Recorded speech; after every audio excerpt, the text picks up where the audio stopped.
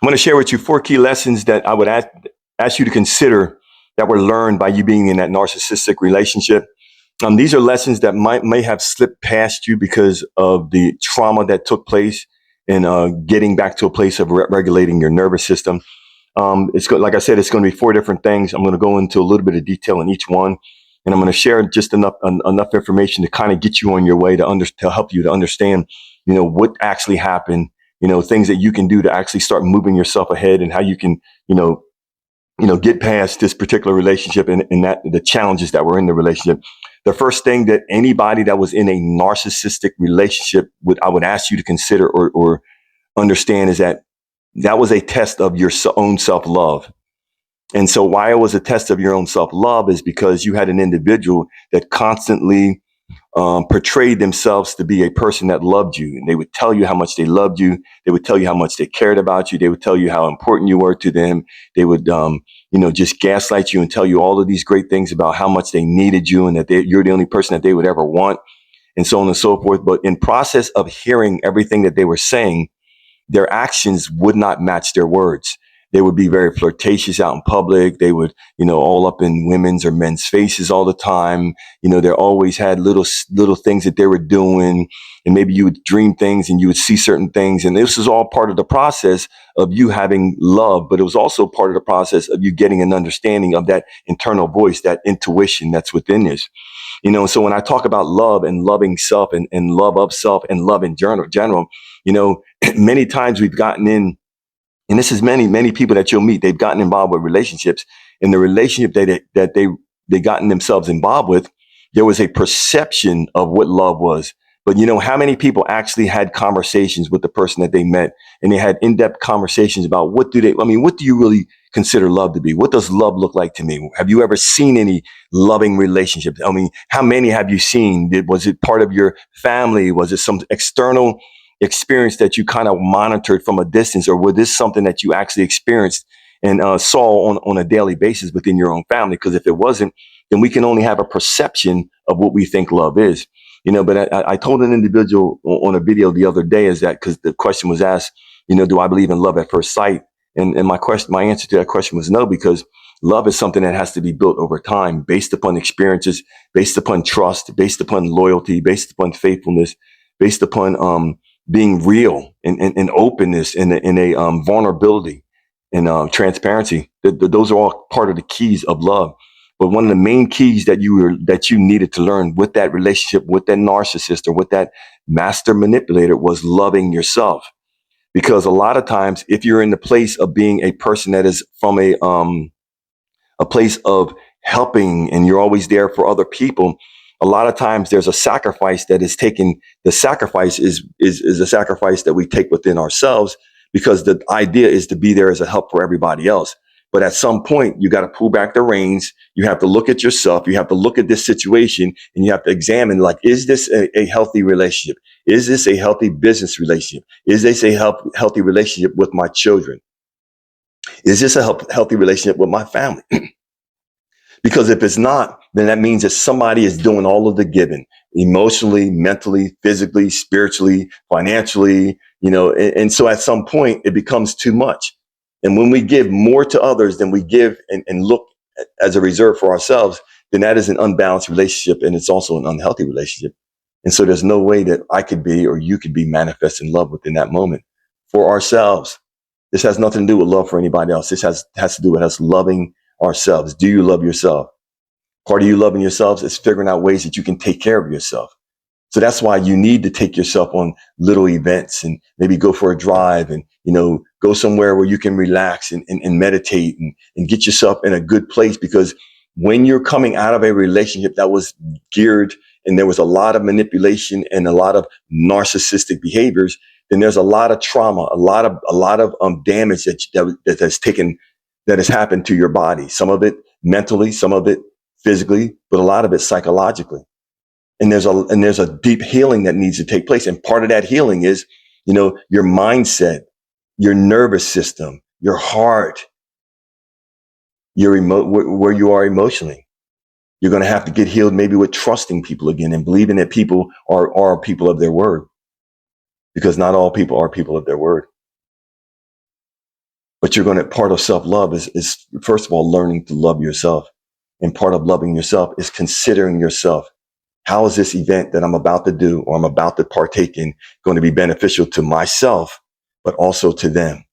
Not just how it's going to be beneficial to them, but how's it going to be beneficial to them, but also to me? This is what we're talking about today. Love of self, self-love. And I'm not talking about self-love from a place of being egotistical or narcissist. I'm talking about self-love from a place of just having respect for yourself. Second thing would be boundaries. Part of loving yourself is that you're going to learn to set healthy boundaries. Part of setting healthy boundaries is very, very simple to understand.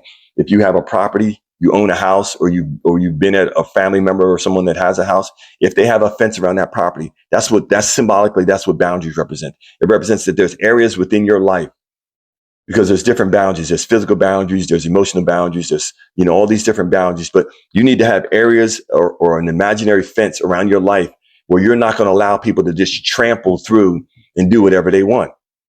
You're going to allow people to understand, okay, that's as far as you go. You can't go any further. That's all boundaries represent. It represents that you're putting up an invisible barrier to say, okay, that's it. I'm not doing anything else. And part of having healthy boundaries is expressing to people and telling them the things that you'll do, the things that you won't do, and then standing on the thing that you say. Because part of boundaries is that you will be tested by individuals which are going to come along and they're going to try to, razzle dazzle you and manipulate and all this deception and all this stuff. And because if you're watching these videos, you have a good heart. You're a person that has a kind heart, then you're going to be the type of person that maybe you're going to think within yourself, oh, well, I should just do this once. And, they did this in the past. And you can't. When you have a boundary, you have to stand on that boundary, because the boundary is for you to protect yourself.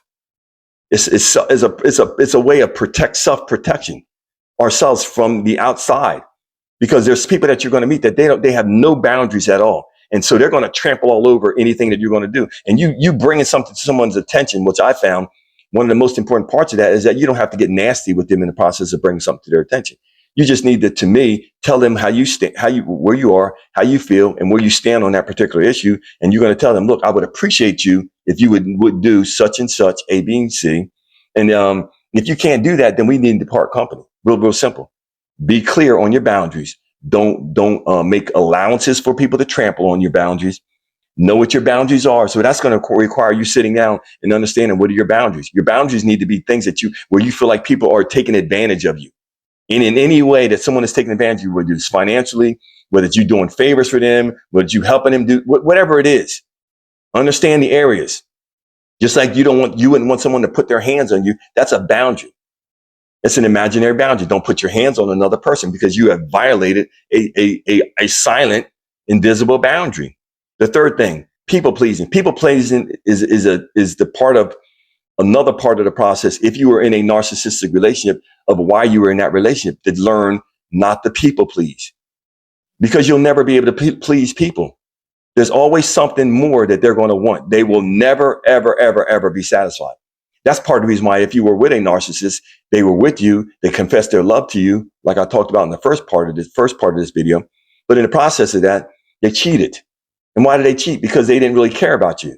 Because they said with their words one thing, but their actions duplicated and manifested something else, based upon who they were, based upon them being selfish and considering themselves, not considering you.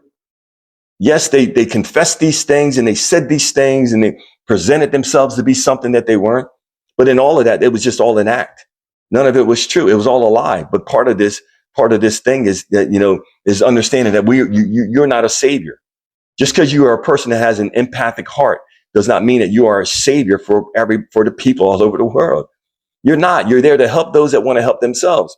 When someone's actions, like I said, this is the first part of this video, does not match their words, they are trying to manipulate you and destroy you. And they're going to do it because of the kindness of your heart. So this is why I'm trying to share with those that are in this condition, that are coming out of these narcissistic relationships, some of the lessons that you need to learn. The first lesson was love of self. The second lesson that we needed to learn, or that you need to learn, is setting healthy boundaries. Boundaries are important.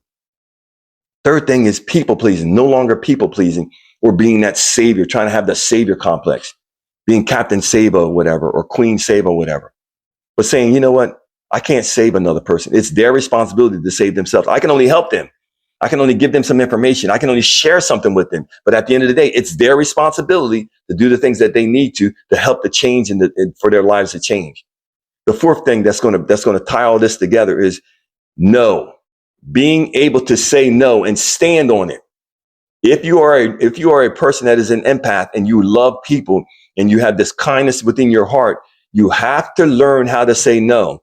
You're not saying no because you don't like the people, but the point of saying no is because whenever you say yes, you're putting yourself at risk of letting them down. I heard a rapper on an interview, and he was talking about that the thing that we don't realize is when we say yes is that we're saying no to ourselves.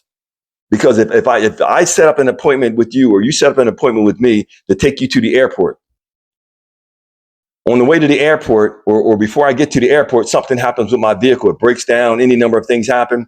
When I get there to pick you up or to call you, because I'm going to be late, the first thing that's going to happen many times, especially depending on who you're dealing with, that person that you picked up or supposed to pick up, that no longer that you're able to be there on time, they're going to be pissed at you.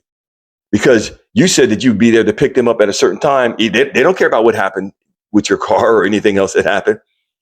The only thing that they're focused on, many people that you're going to deal with, is where they're late for this flight, or they're late for this, or they can't do this because you weren't there. And so you're going to have to deal with the consequences of not being able to fulfill the things that you promised them that you would do. So when you say yes, just know that there is a possibility that you are saying no to yourself because you're saying yes to someone else to do something for them. That's why if it's something that I'm saying yes to, it has to be something that's going to be, again, you got to look at, is this beneficial for this person? Now, there's certain people for me in my life, because I have loving parents that were there for me. They get a yes from me all the time because they have a track record and they're understanding people that they understand that if something happens. But there's other people, I'm more guarded on my yeses and my nos because I don't want to put myself in a place where, because I can't do something, now they're going to verbally attack me, because then I'm going to feel some type of way because I was just only trying to do them a favor. Because again, this goes back to, you had a pure heart. But all of this whole thing is wrapped up in number 5. I'm going to give you 5. It will be wrapped up in, this was a lesson to learn how to trust that internal voice that is within you. That intuition, that voice that's within you, that was screaming, that was yelling, that was telling you that this person wasn't right. That was telling you that this relationship had to end. That was telling you that this person didn't care about you. And you heard the voice, you had the dreams, you saw all the things that you needed to see. But in that moment, because of listening to them, listening to their deceptive words and their deceptive tongue, their serpent tongue, you were deceived. And so the main lesson that you were supposed to learn through this whole process was trust that intuition, trust that discernment that was God-given inside of you. And know that it was put inside you. We are set up. When you look at the way animals have instinct, that's the same thing as our discernment. It's an instinct that's put within us. And when we don't listen to it, it's like we're beating down the thing that's there to protect us, instead of allowing it to flourish and to elevate. I'm wishing you speedy healing. I'm wishing you prosperity. This is Arnold Austin from Coach AJ. Like I always say, I believe in all of you, but you got to believe in yourself. Thanks a lot. Talk to you soon. Like, subscribe, and share. Hit the bell notification. Again, like I always say, I believe in you, but you got to believe in yourself. Thanks a lot. Talk to you soon.